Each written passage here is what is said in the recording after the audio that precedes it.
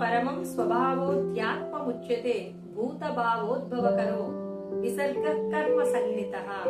అర్జునుడు బ్రహ్మము అనగా, అధ్యాత్మం అనగా, కర్మ అనగా ఏమిటి అన్నప్పుడు పరమాత్మ ఇక్కడ మనకు సమాధానం చెప్తూ ఉన్నారు.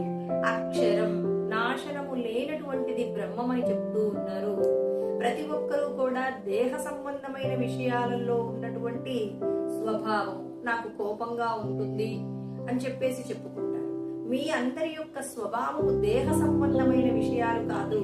దేహము లోపట ఉన్నటువంటి ప్రత్యేగాత్మ యొక్క స్వరూపమే అధ్యాత్మమని కృష్ణ పరమాత్మ మనందరికీ కూడా మన యొక్క స్వస్వరూపాన్ని తెలియజేస్తూ ఉన్నారు.